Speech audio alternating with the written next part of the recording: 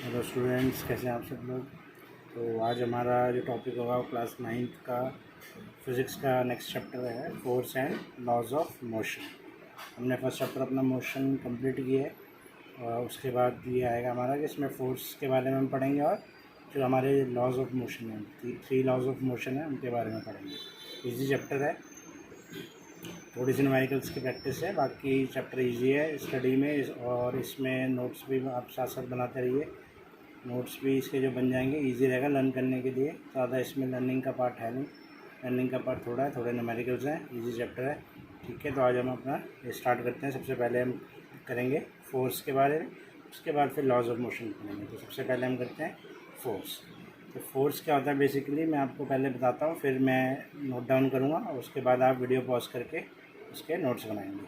ठीक है, तो फोर्स हमारा होता है कि पुश और पुल ऑफ अ बॉडी। अगर हम बॉडी को पुश करते हैं या पुल करते हैं, मतलब धक्का देते हैं या खींचते हैं, तब हमारी क्या लगती है, उसके ऊपर फोर्स लगती है। उसको हम कहते हैं हमने उसके ऊपर फोर्स लगाई। ठीक है, तो इसको हम किसी बॉडी को पुश करना या पुल करना, इसको फोर्स कहते हैं। फोर्स से हम बेसिकली क्या कर सकते हैं, बॉडी की स्पीड को चेंज कर सकते हैं, बॉडी की डायरेक्शन को चेंज कर सकते हैं। जैसे फॉर एग्जांपल मान लो आप क्रिकेट खेलते हो, तो अगर एक सामने से बॉल आ रही है और उस पर आप बैट से उसको स्ट्राइक करते हो, तो बॉल की डायरेक्शन आप चेंज कर सकते हो, बॉल की स्पीड भी आप चेंज कर सकते हो।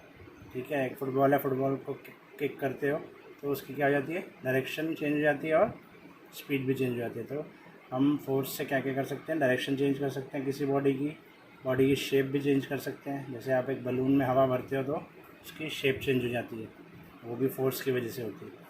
तो आप डायरेक्शन चेंज कर सकते हो, शेप चेंज कर सकते हो, साइज़ भी चेंज कर सकते हो। अगर किसी इलास्टिक पे, रबड़ पे अगर आप फोर्स लगाओगे, उसको खींचोगे तो उसका साइज़ भी चेंज हो जाएगा, शेप भी चेंज हो जाएगी। ठीक है, तो ये सब काम हम किससे कर सकते हैं, फोर्स अप्लाई करके। तो फोर्स यही होता है बेसिकली। फिर इसमें दो टाइप्स की फोर्स आती है हमारी, बैलेंस फोर्स आती है, एक अनबैलेंस्ड फोर्स आती है। वो क्या होता है वो जानेंगे। पहले मैं अब इसकी डेफिनेशन लिखता हूँ, उसको आप वीडियो पॉज करके साथ साथ नोट करेंगे। तो पहले हम लिखते हैं फोर्स क्या होता है। तो ये आप नोट करिए, फोर्स के बारे में नोट डाउन किया है। तो पुश और pull of an object is known as force, और इसकी एसआई यूनिट क्या होती है, न्यूटन। ठीक है, फोर्स को डिस्कवर किया था न्यूटन ने, तो इसलिए फोर्स की एसआई यूनिट क्या रखी है, न्यूटन। इसको हम कैपिटल एन से डिनोट करते हैं। ठीक है, it can change the speed, direction of motion and shape and size of an object. मैंने आपको बताया कि फोर्स की वजह से किसी ऑब्जेक्ट की स्पीड, डायरेक्शन, साइज या शेप भी चेंज हो सकती है। ठीक है, तो ये आपका फोर्स। इसके बाद अब नोट, ये पहला वीडियो पॉज करके यहाँ तक नोट करें, फिर हम आगे बढ़ते हैं। हम नेक्स्ट टॉपिक है हमारा बैलेंस्ड एंड अनबैलेंस्ड फोर्सेस। सबसे पहले बैलेंस फोर्स के बारे में जानेंगे। पहले मैं आपको बता देता हूँ, फिर आप इसको नोट करना। बैलेंस फोर्स क्या होती है, जब मान लो आप दो तरफ से, एक एग्जांपल से बताता हूँ मैं आपको। मान लो एक बॉक्स रखा है, आपको बॉक्स दिख रहा है। अगर आप बॉक्स के दोनों साइड से फोर्स लगाते हो, इधर से भी फोर्स लगा रहे हो और उधर से भी फोर्स लगा रहे हो, दोनों डायरेक्शन से फोर्स लगा रहे हो, जैसे कि इसमें आपको नज़र आ रहा है। तो अगर आप दोनों साइड से इक्वल फोर्स लगा रहे हो, ठीक है, एक बंदा इधर से फोर्स लगाता है बॉक्स पे, एक बंदा उधर से, तो बॉक्स किधर मूव होगा, खुद ही सोचो। अगर दोनों साइड से सेम फोर्स लग रही है तो बॉक्स कहीं भी मूव नहीं करेगी, मोशन ही नहीं होगी, नो मोशन। ठीक है, क्यों, क्योंकि उधर से भी उतनी फोर्स लग रही है, उधर से एक बंदा धक्का दे रहा है और दूसरी साइड से भी दूसरा बंदा धक्का दे रहा है। तो दोनों साइड से जब सेम फोर्स लगेगी तो जो बीच का ऑब्जेक्ट होगा वो किधर भी मूव नहीं करेगा, दोनों साइड से। इसको कहते हैं बैलेंस फोर्स, कि दोनों साइड से बराबर फोर्स है, इधर से एक साइड से भी और अपोजिट साइड से भी। ठीक है, इसमें इसकी डेफिनेशन क्या बनेगी, when balance forces are applied to an object there will be no net effective force acting on the object. जब बैलेंस फोर्स लगती है किसी ऑब्जेक्ट पर तो उसकी कोई भी इफेक्टिव फोर्स नहीं होती, क्योंकि दोनों साइड से सेम फोर्स लग रही है, तो वो दोनों फोर्सेस आपस में एक दूसरे को कैंसिल कर देती है। तो उसकी नेट इफेक्टिव फोर्स क्या हो जाती है, ज़ीरो। तो उसमें कोई भी फोर्स अब नहीं मानी जाएगी, तो मोशन में कोई भी चेंज नहीं आता, जो ऑब्जेक्ट जहाँ रखा है वहीं रखा रहेगा। ठीक है, तो ये बॉक्स का एग्जांपल दिया है।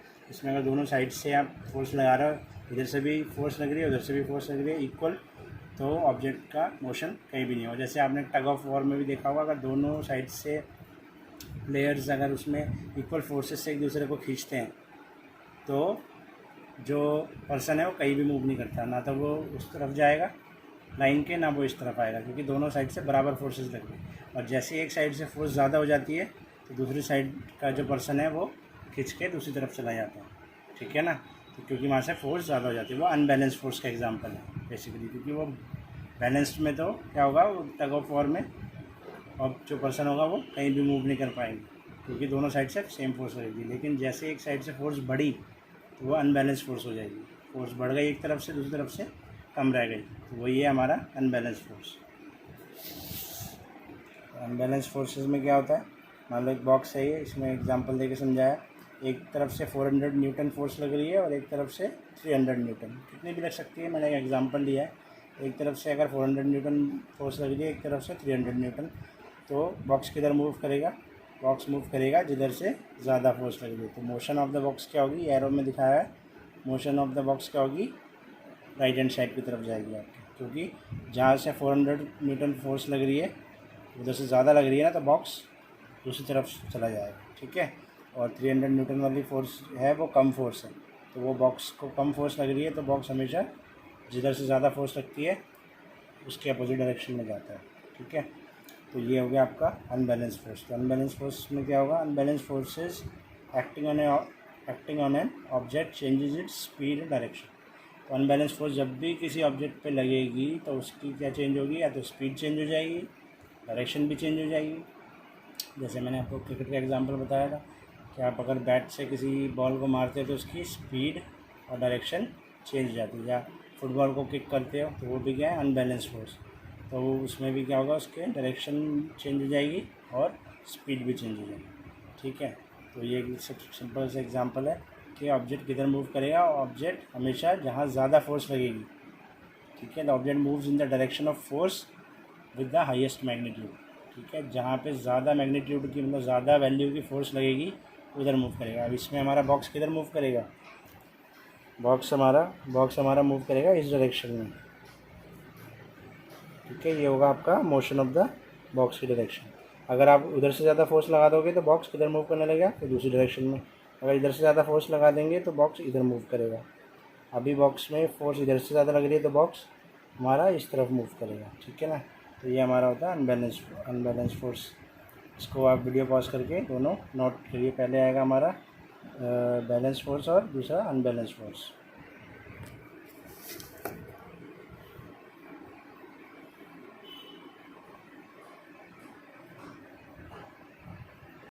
उसके बाद हमारा नेक्स्ट टॉपिक जो आएगा वो फ्रिक्शनल फोर्स के बारे में। फ्रिक्शनल फोर्स क्या होती है, जैसे आप एक बॉक्स ही मान लो, बॉक्स पे एक तरफ से फोर्स लगाते हो, ठीक है। तो अगर ये बॉक्स आपका अर्थ के ऊपर रखा हुआ है, ज़मीन पर रखा है, तो मतलब अर्थ के कांटेक्ट में है, ठीक है। बॉक्स का और अर्थ का आपस में कांटेक्ट हुआ है। तो जब आप इसको एक तरफ से फोर्स लगाते हो, धक्का देते हो, तो ये नीचे से अर्थ जो होगी उसके अपोजिट डायरेक्शन में फोर्स लगाएगी उसको रोकने के लिए, ठीक है। तो उसको हम कहते हैं फ्रिक्शनल फोर्स, ठीक है। तो फ्रिक्शनल फोर्स क्या होती है, जो अपोजिट डायरेक्शन में लगती है जब दो सरफेस आपस में कांटेक्ट में होती है। जैसे एक गाड़ी चल रही है रोड पे, तो उसके टायर्स और अर्थ के बीच में भी फ्रिक्शनल फोर्स होती है, जिसकी वजह से अगर आप ब्रेक लगाते हो तो वो टायर रुक जाते हैं। अगर फ्रिक्शन कम होगा तो टायर्स रुकेंगे नहीं, स्किड करेंगे, स्लिप करेंगे। जैसे आपने देखा होगा रेनी सीज़न में या कोई वेट सरफेस पे जब आप अगर ब्रेक लगाते हैं तो टायर स्लिप मारते हैं ना स्लिप, क्योंकि क्या होता है उनके बीच का फ्रिक्शन। या आप ऑयली सरफेस, अगर आपको अपने फर्श पे आप ऑयल डाल दो और उस पर चल के देखो कभी, तो आप फिसलोगे उस पर। क्यों, क्योंकि आपके जो फुट होगा और अर्थ के बीच का जो कांटेक्ट होगा उसके बीच में ऑयल आ जाएगा, और ऑयल की वजह से क्या हो जाता है, आपका फ्रिक्शन रिड्यूस हो जाता है। फ्रिक्शनल फोर्स जो अर्थ आपके ऊपर लगाती है, तो अब फ्रिक्शनल फोर्स क्या होती है, अपोजिट डायरेक्शन में जो फोर्स लगती है, और उसी की वजह से हम चल पाते हैं अर्थ पे। क्योंकि हम अर्थ को क्या करते हैं, अर्थ के ऊपर हम अपने फुट से अर्थ को पीछे की तरफ धकेलते हैं और हमें अर्थ आगे की तरफ धकेलती है, ठीक है ना। ये आप पढ़ोगे थर्ड लॉ ऑफ मोशन में आएगा कि हम चलते कैसे हैं, जिसकी वजह से ये थर्ड लॉ ऑफ मोशन है, जिसमें हम अर्थ को पीछे फेंकते हैं और अर्थ हमें आगे फेंकती है, ठीक है। तो बेसिकली यहाँ पे फ्रिक्शन की बात करते हैं। फ्रिक्शन फोर्स क्या होती है, जो दो ऑब्जेक्ट जब आपस में कांटेक्ट में होते हैं उनके बीच में फोर्स होती है, और वो हमेशा अपोजिट डायरेक्शन में होगी। अगर आप आगे की तरफ मूव करें तो फ्रिक्शनल फोर्स पीछे की तरफ मूव करेगी, ठीक है। तो इसको हम नोट करते हैं फ्रिक्शनल फोर्स के बारे में। ये आपका फ्रिक्शनल फोर्स है। The force that opposes relative motion is called friction या फ्रिक्शनल फोर्स।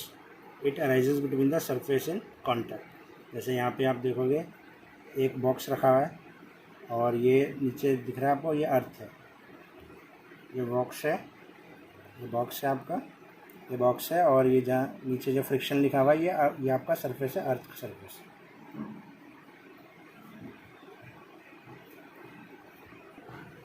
तो आप देखोगे ये आपका बॉक्स है और ये अर्थ है, ठीक है। जब ये अगर आप बॉक्स को इधर से फोर्स लगाते हो, फोर्स लगा रहे हो, तो इसका मोशन किधर होना चाहिए, इस डायरेक्शन में। अगर इधर से फोर्स लग रही है तो ये बॉक्स इधर मूव करना चाहिए।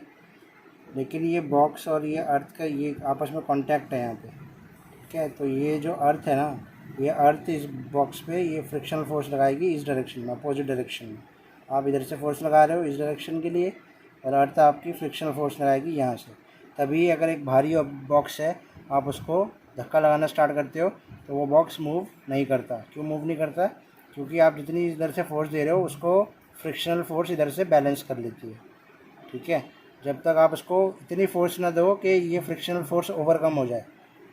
मान लो ये बॉक्स को मूव करने के लिए आपको 500 न्यूटन की फोर्स चाहिए, तो अगर आप 400 न्यूटन की फोर्स यहाँ से लगा रहे हो तो वो 400 न्यूटन की फोर्स, ये फ्रिक्शनल फोर्स अपोजिट डायरेक्शन में लगाएगी अर्थ, तो वो बैलेंस हो जाएगी। जब तक आप इसको 500 न्यूटन की फोर्स नहीं दोगे तो तब तक ये इधर मूव नहीं करेगा, क्योंकि वो 500 न्यूटन की जो फोर्स होगी फिर वो उसकी फ्रिक्शनल फोर्स से ज़्यादा हो जाएगी, और ज़्यादा हो जाएगी तो फिर ये फ्रिक्शनल फोर्स इसको नहीं रोक पाएगा और वो बॉक्स मूव कर जाएगा। ये मैंने एक एग्जांपल दिया आपको।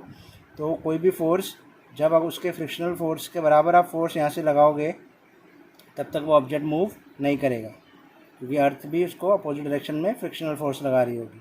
और आप जब उसकी फ्रिक्शनल फोर्स से ज़्यादा फोर्स लगा दोगे तब ये बॉक्स इधर की तरफ मूव कर जाएगा। बात समझ में आ रही है ना? तो ये होता है हमारा बॉक्स है, ये अर्थ है हमारा जो फ्रिक्शनल फोर्स लगा रहे हैं इसे, ठीक है। तो ये इसमें जब बैलेंस फोर्स होगी, क्योंकि ये मूव नहीं करेगा। अगर ये मूव नहीं कर रहा है इसका मतलब अर्थ इसको यहाँ से बैलेंस फोर्स लगा रही है। जितनी आप फोर्स उधर से दे रहे हो उसको फ्रिक्शनल फोर्स बैलेंस कर रही है, और आप ज़्यादा फोर्स दे दोगे तो फिर ये मूव कर जाएगा, फिर इसकी फ्रिक्शनल फोर्स ओवरकम हो जाएगी, टूट जाएगी, ठीक है।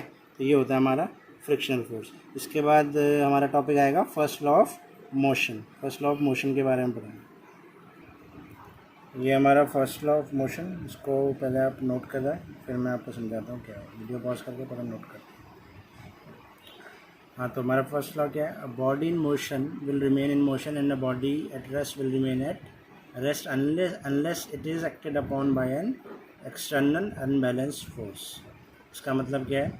इसका मतलब है अगर एक बॉडी मोशन में है तो वो मोशन में ही रहेगी, और अगर एक बॉडी रेस्ट पर है तो वो रेस्ट पर ही रहेगी जब तक आप उसके ऊपर कोई एक्सटर्नल फोर्स बाहर से नहीं लगाते। तो ये न्यूटन ने लिया था आपका, न्यूटन फर्स्ट लॉ। मतलब न्यूटन का कहना था अगर एक बॉडी मूव कर रही है तो वो हमेशा मूव ही करती रहेगी, और एक बॉडी अगर रुकी हुई है तो वो हमेशा रुकी ही रहेगी। कब तक? जब तक आप उसको बाहर से कोई फोर्स नहीं देते। इसका मतलब ये अगर एक बॉडी मोशन में आ गई ना तो वो उसको आप कभी भी रोक नहीं सकते जब तक कोई बाहर से फोर्स ना लगे। जैसे फॉर एग्ज़ाम्पल अगर आप मान लो एक फ़ुटबॉल को किक करते हो और फुटबॉल मूव करना स्टार्ट करती है, तो अकॉर्डिंग टू फर्स्ट लॉ वो फुटबॉल कब जब तक नहीं रुकेगी जब तक उसके ऊपर कोई बाहर से फोर्स नहीं लगेगी। मतलब एक बार वो मूव करना शुरू हुई तो वो मूव ही करती रहेगी, ठीक है। तो उसके ऊपर बाहर से जब तक कोई फोर्स नहीं लगेगी। या एक कोई ऑब्जेक्ट है जो रेस्ट पर रखा हुआ है, वो रेस्ट पर ही रखा रहेगा जब तक उसके ऊपर कोई बाहर से फोर्स नहीं लगेगी। तो अब अगर आप खुद इसको ट्राई करो, अगर मान लो फुटबॉल को किक करते हो तो वो हमेशा मूव करती रहेगी क्या? आपने कभी देखा फुटबॉल को किक करो तो कोई उसको रोकेगा नहीं, तो वो रुकेगी नहीं, कभी रुक जाएगी। तो क्या न्यूटन गलत बोला? फिर नहीं, गलत नहीं बोला। एक्चुअली क्या है कि इन्होंने फर्स्ट लॉ में ये बोला है कि जब तक आप उसके ऊपर कोई फोर्स नहीं लगाओगे तब तक वो ऑब्जेक्ट मोशन वाला मोशन में ही रहेगा, रुकेगा नहीं। तो फोर्स कौन सी लग रही है? अगर आप फुटबॉल को किक करते हो तो उसको वो मूव करती रहेगी। कब तक? क्योंकि एक टाइम पे तो रुकेगी। क्यों? क्योंकि उसके ऊपर क्या लग रहा है? फ्रिक्शनल फोर्स लग रहा है। आप देखो ना, अगर वो अर्थ पे मूव कर रही है, वो रोल होती जा रही है तो नीचे से अर्थ भी तो उसके ऊपर फ्रिक्शनल फोर्स लगा रही होगी। अभी मैंने आपको बताया पीछे, अपोजिट डायरेक्शन में फ्रिक्शनल फोर्स लगता है, तो वो लगा ना उसके ऊपर बाहर से कोई एक्सटर्नल फोर्स लग रहा है फ्रिक्शनल फोर्स, और एयर भी उसके ऊपर फोर्स लगा रही है जिसको हम एयर रेजिस्टेंस कहते हैं। एयर भी अपना फोर्स लगाती है, तो एयर भी लग रहा है और फ्रिक्शनल फोर्स भी लग रही है, ये दो फोर्स लग रही है, इसलिए वो फुटबॉल आपकी रुक जाती है।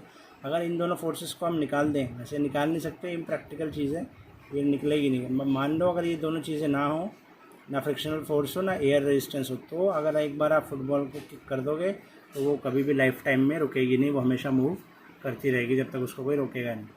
आ रही बात समझ में? तो ये न्यूटन ने बोला था कि जब तक कोई ऑब्जेक्ट को आप रोकोगे नहीं तो वो रुकेगा नहीं, और जब तक उसको मूव नहीं कराओगे, वो रेस्ट पर है तो वो रेस्ट पर ही रहेगा। ठीक है, जैसे आप रेस्ट पर देख रहे हो, कोई ऑब्जेक्ट रखा है, जब तक आप उसको मूव नहीं कराओगे तो वो अपने आप से तो मूव करता नहीं है, तो वो रेस्ट पर ही रखेगा, रेस्ट पर ही रहेगा। ठीक है ना, इसको कहते हैं फर्स्ट लॉ ऑफ मोशन। तो ये बहुत इंपॉर्टेंट है, ये बहुत बार एग्जाम में आता भी है। और फर्स्ट लॉ को हम बोलते हैं लॉ ऑफ इनर्शिया। अब ये इनर्शिया क्या चीज़ है?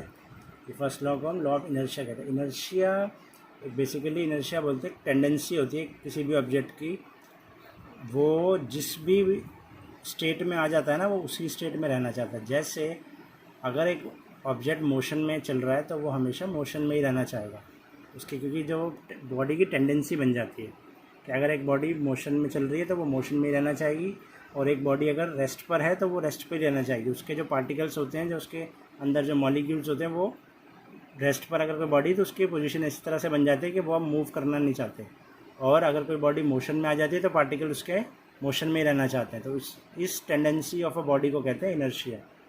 ठीक है, कि इनर्शिया कि अगर बॉडी मोशन में चल रही है तो वो मोशन में ही रहना चाहती है, और अगर बॉडी रेस्ट पर है तो वो रेस्ट पर ही रहना चाहती है, जब तक आप उसको मूव ना कराओ या जब तक आप उसको रोको नहीं। तो इसीलिए फर्स्ट लॉ को कहा जाता है लॉ ऑफ इनर्शिया।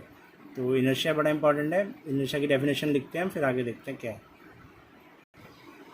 तो ये हमारा the tendency of a body to resist the change in the state of motion और रेस्ट।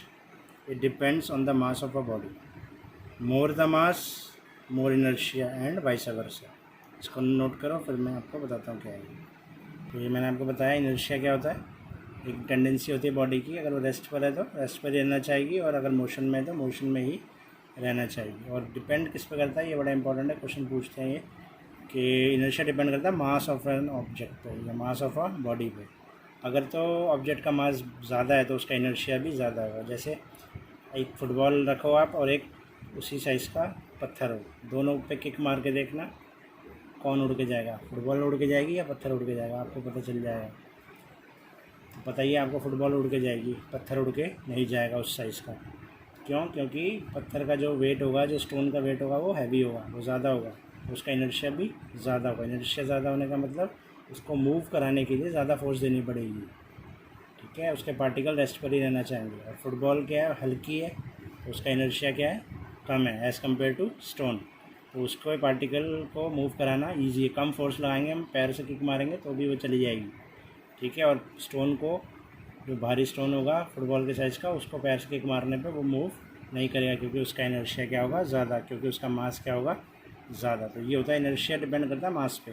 अगर तो मास ज़्यादा है किसी ऑब्जेक्ट का तो उसको इनर्शिया भी ज़्यादा है। इनर्शिया मतलब उसको मूव कराने के लिए, और अगर चल रहा है तो उसको रोकने के लिए आपको ज़्यादा फोर्स चाहिए। अगर कोई भारी ऑब्जेक्ट चल के आ रहा है तो उसको रोकने के लिए ज़्यादा फोर्स चाहिए। जैसे एक ट्रक आ रहा है और एक बाइसिकल आ रही है, तो आप दोनों चल के आ रहे हैं रोड पे, तो आप बाइसिकल के आगे खड़े हो सकते हो, ट्रक के आगे खड़े नहीं हो सकते। बाइसिकल को तो आप अपने हाथ से रोक लोगे, ट्रक को नहीं रोक सकते, जबकि दोनों सेम स्पीड पे आ रहे हो तब भी, क्योंकि बाइसिकल का क्या होता है, बाइसिकल का वेट कम है तो उसका इनर्शिया भी क्या होगा, कम। तो उसको मोशन से रेस्ट पे लाने के लिए कम फोर्स देनी पड़ेगी। लेकिन ट्रक क्या है, भारी ऑब्जेक्ट है, तो उसका इनर्शिया ज़्यादा है, तो उसको मोशन से रेस्ट पे लाने के लिए आपको ज़्यादा फोर्स देनी पड़ेगी। उसको रोकना आसान नहीं होगा क्योंकि उसका इनर्शिया ज़्यादा होगा। तो ये होता है इनर्शिया। आई होप आपको समझ में आया होगा। इसको नोट करते हैं इनर्शिया को, फिर आगे बढ़ते हैं। नेक्स्ट टॉपिक हमारा जो आएगा वो देखते हैं। इनर्शिया तक आप नोट किए। इसके बाद हमारा जो टॉपिक आएगा वो आएगा हमारा मोमेंटम। मोमेंटम क्या चीज़ होती है मैं आपको समझा देता हूँ, फिर मोमेंटम से रिलेटेड जो हम पढ़ेंगे वो हम नेक्स्ट क्लास में करेंगे। मोमेंटम और उसमें सेकेंड लॉ ऑफ मोशन। तो सेकेंड लॉ ऑफ मोशन से पहले मोमेंटम जानना जरूरी है। मोमेंटम क्या होता है, मोमेंटम को कहते हैं इम्पैक्ट। जब कोई बॉडी का इम्पैक्ट होता है उसको हम कहते हैं उसका मोमेंटम। जैसे और इसका पहले फॉर्मूला बताता हूँ। मोमेंटम होता है मास इंटू वेलोसिटी का प्रोडक्ट, मतलब m इंटू वी। मास और वेलोसिटी को मल्टीप्लाई करते हैं तो हमारा क्या रहता है, मोमेंटम। मोमेंटम होता है जब एक ऑब्जेक्ट मूव कर रहा होता है ना, क्योंकि उसमें मास तो है ही। मान लो एक पत्थर है वो मूव कर रहा है, ठीक है, और एक फुटबॉल है वो भी मूव कर रही है, तो दोनों का मास होगा कुछ और दोनों की कुछ वेलोसिटी होगी, ठीक है।